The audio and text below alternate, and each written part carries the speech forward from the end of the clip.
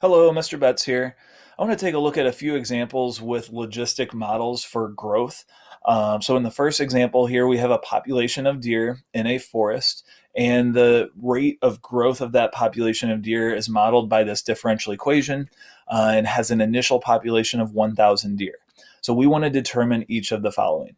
So first, we want to figure out what is the carrying capacity for the population of deer. So how many deer can this forest actually hold?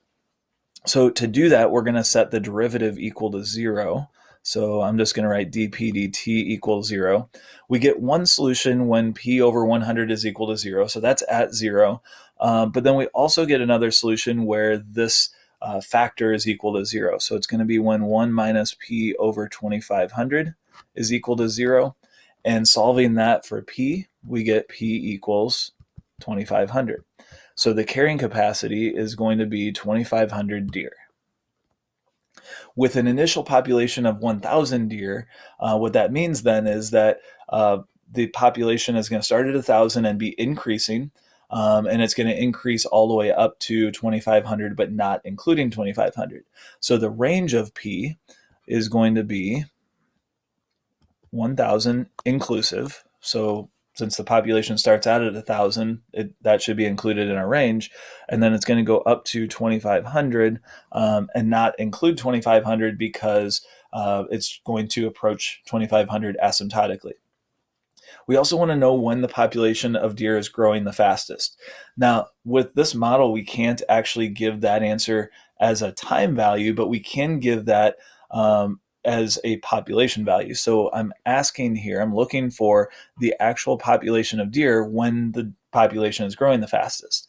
That will be the carrying capacity divided by 2,500, divided by 2, as long as it's in the range of populations. So that is 1,250. So at a population of 1,250, the population will be growing the fastest, and that is in the range, so we would include that.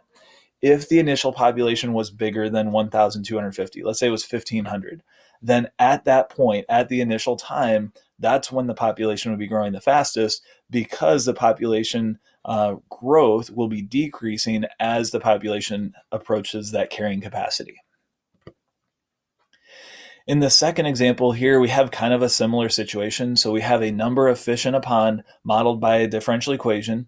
We want to know what the population curve is going to look like with two different initial populations. We want to indicate on this graph units, carrying capacity, and initial population. So to start off with units, I'm going to put a time axis here. And actually, the units on the time axis don't matter.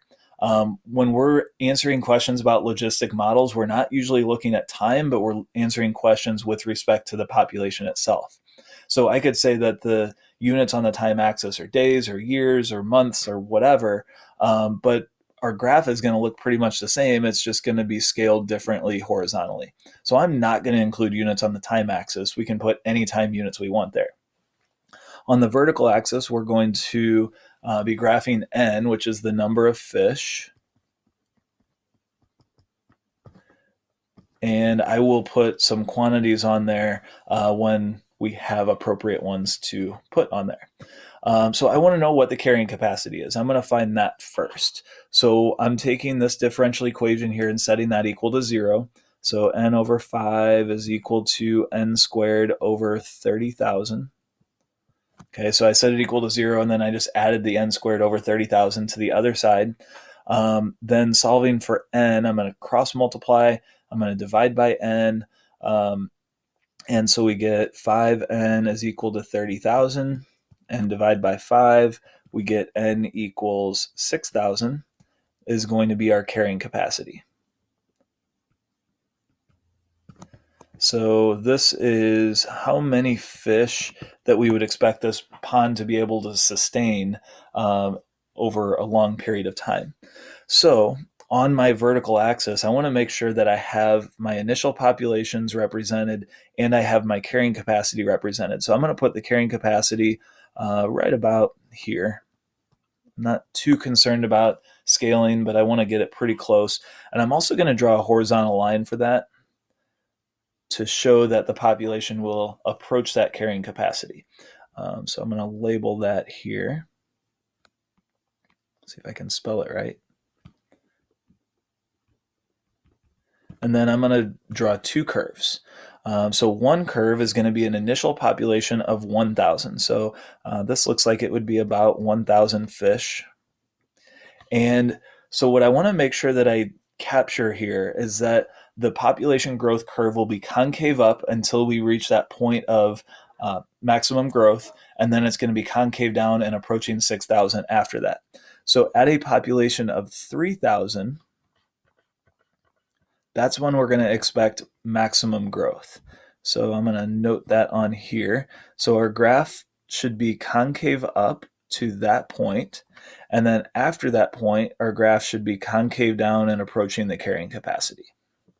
Okay, so we would expect a curve something like that. I didn't draw it quite perfectly here, but you get the idea.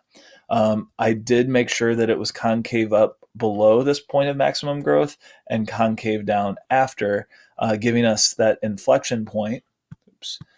Giving us an inflection point at a population of 3,000 fish. Now, if the population were to start above 6,000 like we have in the other one, then we're going to have, this is 10,000 fish here. Then what's going to happen is the population will be concave up, the population curve will be concave up and approaching the carrying capacity, and never cross over the carrying capacity. So it looks something like that. So the point where the population of fish is decreasing the fastest is at that initial population, and then the population curve levels off after that. Okay, in this last example, we have basically a model that's showing how fast a community adopts solar power in the community.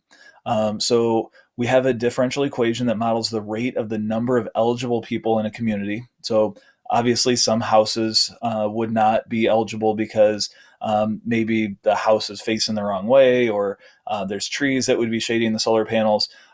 So just the number of eligible people in the community to install solar panels on their home after a certain number of years. When the program begins, there's 10 homes in the community that have solar panels, and we have this differential equation here that models the rate that the number of people with solar panels is changing. So we want to determine the expected number of homes in the community that will eventually install solar. So that would be represented by the carrying capacity. So I'm going to set the derivative equal to 0.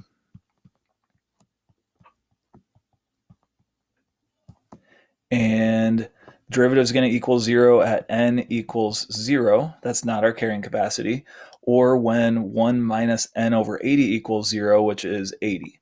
So the carrying capacity will be 80, meaning that we would expect in the long run 80 homes in this community to adopt solar power. Part B says determine the number of homes that had solar at the time when it was growing the fastest. So if the carrying capacity is 80, then the rate that the number of homes is getting solar would be growing the fastest at 40 homes. So the rate, the number of homes is growing the fastest. I shouldn't say the rate is growing, but the number of homes is growing.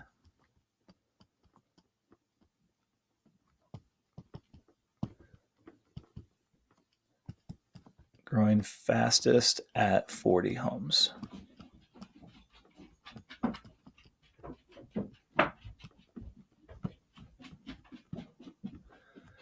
Okay, and then the last question, we want to sketch the graph of the number of homes with solar with respect to time. So I'm going to put on this graph the 80, which is our carrying capacity. So I'm going to draw a horizontal line there. That's going to be a horizontal asymptote for us. I'm also going to jot down 40 here. I'll put a dotted line here. That's going to be when it's growing the fastest. So we should expect an inflection point when we hit 40 homes. And the initial number of homes with solar is going to be 10. So we should expect increasing growth should be increasing at the beginning. So increasing numbers of homes from 10 to 40, and then the rate is going to slow down. So we get an inflection point right here, and then the rate is going to slow down and eventually kind of level out at or approaching 80 homes.